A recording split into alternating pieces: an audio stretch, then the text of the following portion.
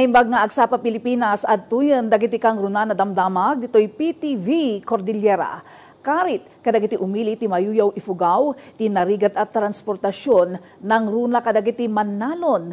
Ngem iti para kay simpati kalsada ken rangtay nabibiit ken nalaklakaitan ti biyahe iti tallo a barangay. Pakabuklan na report manipod kini Christine Bornolia sa Baway. Daytoy ti Chapay Bridge iti barangay Inwaloy mayuyaw ifugaw. Kalpasan ti talo atawan na konstruksyon ti kalsada ken rangtay na ilukatan daytoy kadagiti umili ken motorista. Daytoy a kalsada ti mangikonektar iti barangay Ipeng, maga ken magulon iti mayuyaw, munisipyo ti Banawe ken iti ili ti Barlig Mountain Province.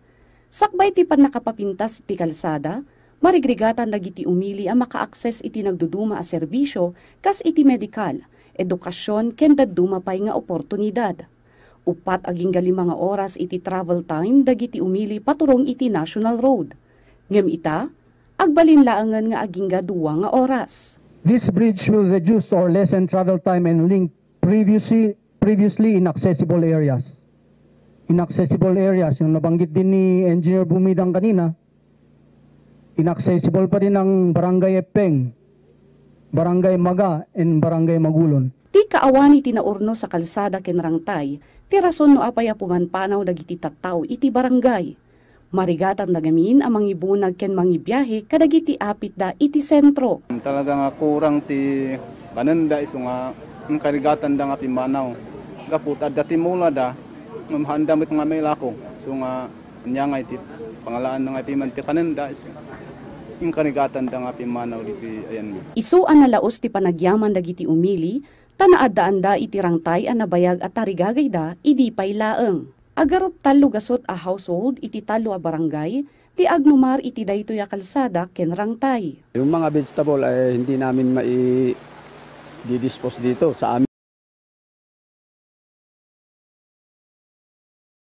Nung nagmumarken yan nga mai-di-par, so nga tatta, adan sa pag-asa mimitten. Awin. Ta ije barangay mikit medyo nalawa daytan Agbalinto dayti barangay Magulon wenno maga nga may sanga source ti vegetable. Ngem sakbay ti konstruksyon, nagbali na pariko ti lokal a gobyerno ti road right of way, taadda dagiti Mannalon asaan da kayat a maapektaran ti talon da. Ngem kamaudyanan na, naawatan mat daytoy dagiti residente. Sapay ko tawan ti masungad ti manin nga road right of way problem tapno tuloy-tuloy daytoy nga proyekto nga maponduan aging gana dumanon jay Epeng, jay Maga, ken hopefully jay Magulon. Mensahe ni Congressman Solomon Chungalaw kadagiti residente.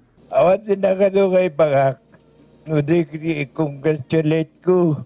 Amin dagiti bulong di pakarabit ito nga rangtay. Kada kayo sa kay Waloy, Epeng, Maga, Magulon. Bantayan nyo na ito nga bridge nga talaytay. This is the sushi. Kada kayo. Malaksid iti rangtay manamnama ang maituloy ti pannakaaramid ti road component kadagiti nasao a barangay. Christine Bornolia sa Baway para iti Pambansang TV, iti Baro, a Pilipinas. Nasurok sa nga 10,000 estudyante iti Kalinga ti natulungan ti educational assistance ti gobyerno probinsyal. Aw-awisan dadag iti sumrek iti kolehiyo nga agadal iti agriculture-related courses. Ni Dante Gito para iti detalye. Tapno masuportaran ti edukasyon dagiti agtutubo iti probinsya ti Kalinga. Nang bukel iti Educational Assistance Program ti gobyerno probinsyal babaan iti Local Youth Development Office para kadagiti estudyante iti senior high school. Kabinadang daditoy ti Department of Social Welfare and Development babaan iti programa da nga assistance to individuals in crisis situation. Pakabuklan a 41.75 million pesos tinaipaay iti 10,029 nga estudyante iti entero a Kalinga para iti school year 2023-2024. Sigun kan ni Governor James Eduba, gapo iti kinakurang ti budget, kapilitan na nagkidawda iti kanayunan na tulong kadagiti nagduduma nga opisina. 750,000 pesos ti impaay ti opisina ni Senator Ronald De La Rosa. 1 million pesos manipod ka ni Senator Bongo, ken 5 million pesos iti opisina ni Senator Amy Marcos. Nang ipaay matlaeng iti kanayunan na pondo ti opisina the House Speaker Martin Romualdez, Senator Robin Padilla ken dadumapay. Daming contribution dyan so we were able to provide that one.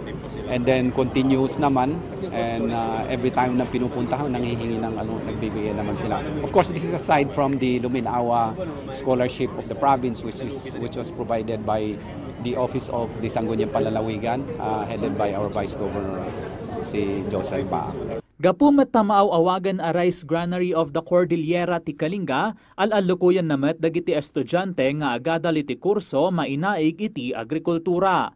At adalan dameten ti panakaipasa iti ordinansa ang mangilatang iti pondo ti Sangguniang Kabataan para kadagiti agricultural program. Be engaged into livelihood like itong mga sa development ng local products sana. Yung I'll see if we could do something about this sa pondo ng SK kasi meron na silang pondo Even just allotting some diyan, tapos magtanim sila ng coffee. Yung mga produkto natin dito sa Cordillera, di ba? Ang galing. Malaki may tutuloy yun. Dante Gitu, para iti Pambansang TV, iti Baro, Pilipinas.